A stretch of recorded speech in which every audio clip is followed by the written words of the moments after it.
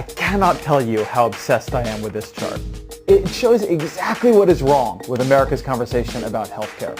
On one level, you've seen this chart before. It shows healthcare spending as a share of the economy of a bunch of countries. There's Germany and France and Japan and Canada and oh, there's America. But now I want to add something you haven't seen to this chart. This is how much of that spending in each country is private and how much is public. Here's what's amazing. America's government spending on healthcare, on programs like Medicaid and Medicare and the VA, our versions of socialized medicine, it's about the same size as these other countries. These countries where the government runs the whole healthcare system. And then there's our private spending. It's the private insurance system that makes healthcare in America so expensive.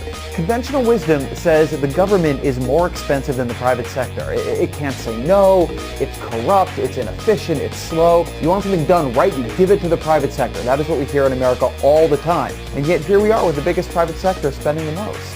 Why is the free market so bad at controlling the cost of healthcare in the United States?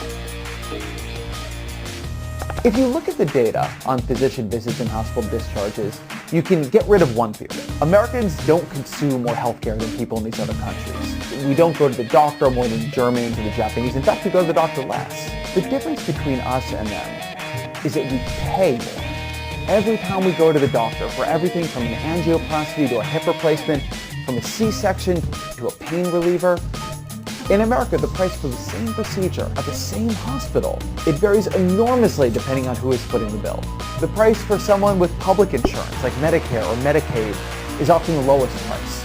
These groups, they cover so many people that the government can demand lower prices from hospitals and doctors, and they get those lower prices. If the doctors and hospitals say no, they lose a ton of business. They lose all those people on Medicare, all those people on Medicaid. But there are hundreds of private insurance companies, and they each cover far fewer people than a Medicare or a Medicaid. And each one has to negotiate prices with hospitals and doctors on their own. And if you're uninsured, you have even less leverage. Nobody is negotiating on your behalf. So you end up paying the highest price. One study found that most hospitals charge uninsured patients 4 times as much as Medicare patients for an ER visit. Other countries, they don't have this problem. Instead of every private insurance company negotiating with every healthcare provider, there's just this big list. Country, the central government, they go and they say, if you want to sell to us, to all of our people, then here's what you can charge for a checkup. Here's what you can charge for an MRI or a prescription for Lipitor. And so then whether that bill goes to the heavily regulated private insurance companies in Germany or directly to the government like in the UK, each country is telling the doctor or hospital or drug company how much that bill will be. And because the government controls access to all of the customers, it's an offer that hospitals and doctors and pharmaceutical companies typically can't refuse. I'm going to make him an offer he can't refuse.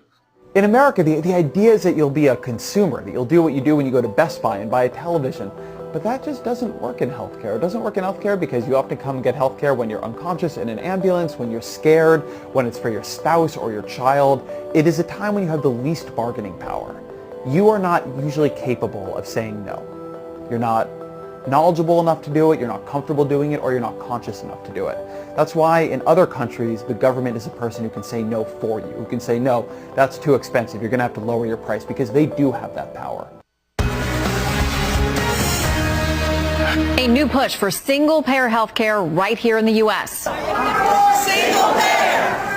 Now! California and others are saying maybe we should adopt the European model. If we decided to create a single-payer system with one of these huge price lists in the U.S., there'd be nothing to stop lobbying from hospitals, from doctors, from drug companies, and those prices would get influenced. So we could end up with a single-payer system that is expensive, even as expensive as our current system. It all depends on how much you negotiate down the prices. And now in America, these groups have so much power because they are so rich that it's really hard to get them to bring down the prices. This is the irony of American healthcare. It's so expensive that it's become hard to make it cheaper.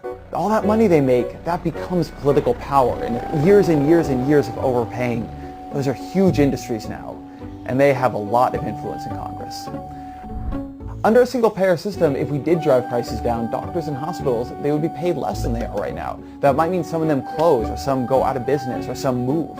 It would be really painful. One person's waste is another person's essential service or local hospital or their income. But then single payer, it's not an all or nothing choice. For instance, there's a really interesting section of Bernie Sanders' Medicare for All bill where he lays out this interim plan. It's a plan he wants while he's setting up his new single payer system. And in that plan, he expands Medicare to cover vision and dental, and he opens it to nearly everyone, not just people 65 and older. All kids go on Medicare automatically and most adults can buy in. That plan on its own, it wouldn't get American healthcare spending far down overnight, but it would at least begin to recognize what we already know and what most other countries already do, that healthcare is one of those things the government can do cheaper and better than the private sector.